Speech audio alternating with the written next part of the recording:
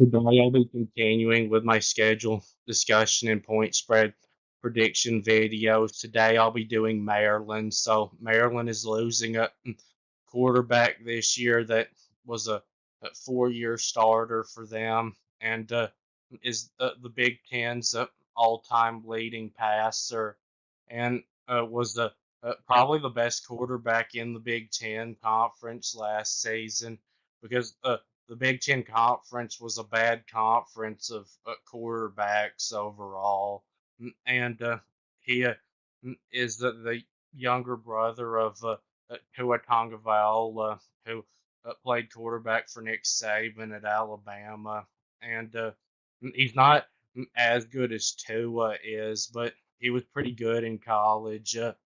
He's the best quarterback that Maryland's ever had. And he had set all the records at Maryland in pass completions, passing yards, touchdown passes, and completion percentage. And he didn't go drafted though. He went undrafted. He signed as a free agent with a team in the NFL. And I actually don't think he's going to end up being a starting quarterback in the NFL. Maybe for a game or two if the quarterback on the team that he's with gets hurt, or maybe even for a season if the quarterback that's the starter of the team that he's on leaves. But I don't think he's going to have that much of a future in the NFL, even though he did all that stuff in college. And so Maryland, I think, is going to be worse without him. They might even be terrible this year. Now, I'm not saying I think they will be terrible. I'm just saying there's the possibility. And you might be thinking, well, it was just the system that Maryland ran on their offense that made their offense good. It had nothing to do with the quarterback. Any quarterback would do well with that system. Well, if you think that, okay, but remember in my Wake Forest video a couple of days ago where I talked about what happened with them last year when Sam Hartman transferred out. Their offense went from good to awful in just one season. So I'm not saying that Maryland's offense will go to that, but uh, I am saying that there's no way to be sure that it wasn't uh, the quarterback that made the offense good and not the system. And so on this schedule, they do get it very easy in the non-conference. Mm, they play two games that should be sure wins against Connecticut and Villanova. Villanova should be 100% sure win. It's an FCS team, and then Connecticut should be close to 100% sure win for Maryland. And also, they get Virginia as their Power Four opponent in the non-conference, and that's really nice because I know I just said Maryland might be terrible this year, but I don't think they're going to be as terrible as Virginia. So they should be able to win all three of those, which means they would only have to win three conference games to get to a bowl game, which is something that it seems like they could probably still do. Even though at quarterback they don't have any good replacement on the roster for Tonga Viola. Mm, mm. So they now get it better in the conference schedule too because Maryland has been stuck as being the middle team in the Big Ten East division for the last couple of years because the East division has had seven teams and three of them were Ohio State, Michigan, and Penn State. So they'd always be below all three of them. Uh, but now with the changes in the Big Ten, they were able to avoid two of them, and probably the best two of the three, Ohio State and Michigan. Uh, and they do, though, still have a couple of games on here that they're going to have no chance of winning. On the road at Oregon and on the road at Penn State. Those teams, especially Oregon, are going to be way too good for Maryland to have any chance. And then they do have a couple of games on here also where I don't think they have a very good chance to win. But those two against Oregon and Penn State are the only two that I see on here that Maryland would have no chance in. USC and Iowa, I think, are unlikely wins for Maryland. USC, it's because of uh, the offense that they're likely going to have with Lincoln Riley calling plays. And Maryland's offense, I think, is probably going to be worse now uh, than what it was. So I don't really think they can keep up with USC in that game. Uh, and then Iowa, think their defense is going to be probably a little too good.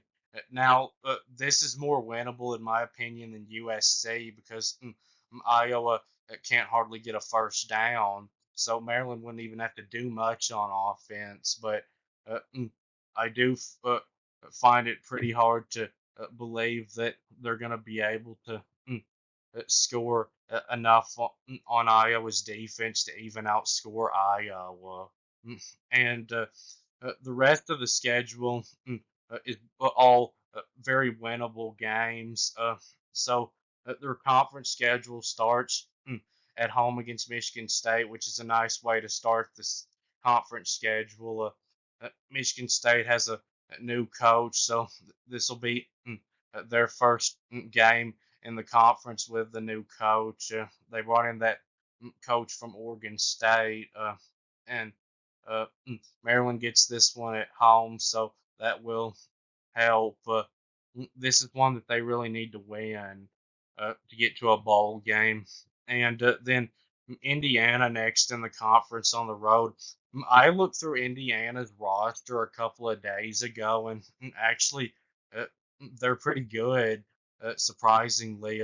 They added in a whole lot of transfers that were good at the uh, group of five level. Of course, that doesn't mean they'll be good at the Power Four level, but they have a better roster than Maryland does, and uh, they're playing this one on the road. Now, Indiana, they're uh, mm, uh, like no tough place at all to play. Their home field advantage is trash, but still, I think that this is going to be a real tough one for Maryland to win.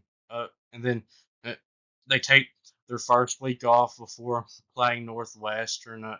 Good time for a week off there because this is a home game against a team that Maryland could uh, for sure beat, but I wouldn't say it's likely right now. Northwestern looks more experienced and uh, actually a little better overall with their roster than Maryland does. And Minnesota on the road, that'll be a winnable one, but uh, it'll be a tough one. Minnesota's roster, I think, is pretty similar to Maryland's. Theirs may even be a little bit better this year than Maryland's. So they take their second week off before Oregon on the road, which that won't do them any good. But then Rutgers after that will be a game that's very winnable, one that Maryland needs to win because Rutgers, they're terrible, to be honest. Mm, so now I'll move on to the point spread prediction. Games in the green are games where I think Maryland will be a blowout favorite, 20 or more points. There's two of those, Connecticut and Villanova.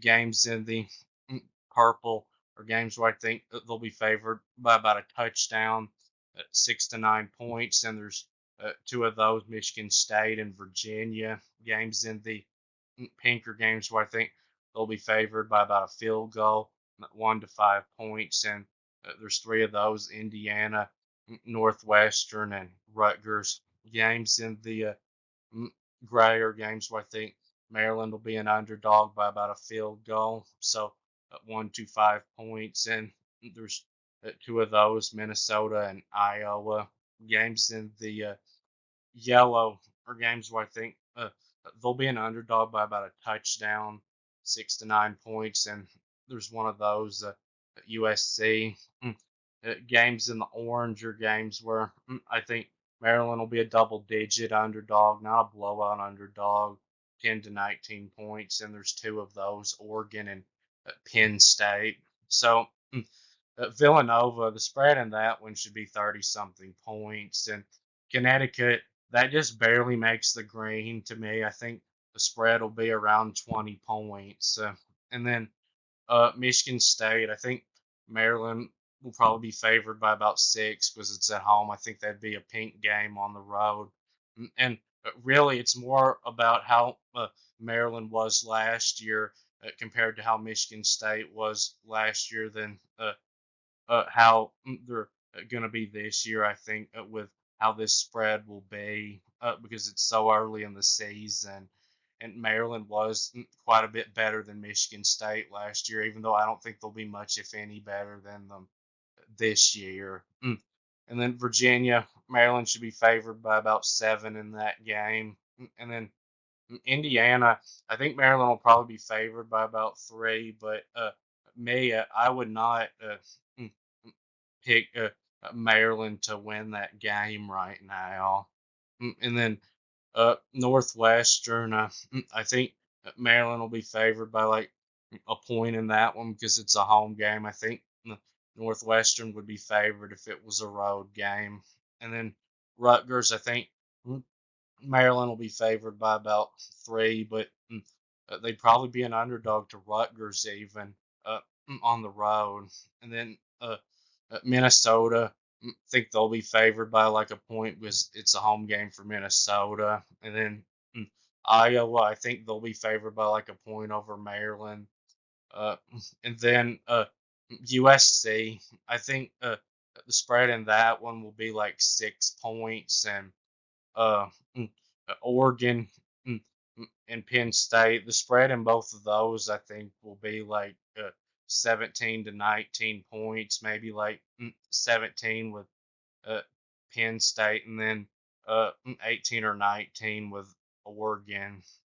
And so on here, I think they'll be favored in 7 games, which would put them at a bowl game. But I think it's going to be hard for Maryland to win all 7 of those. That they'll probably be the favorite in, and I do think it's going to be hard for them to win any games that they're going to be an underdog in. So right now, I'd say 6-6 probably at best. But that'll be it with this video. Thanks for watching, and please subscribe, and I'll be back soon.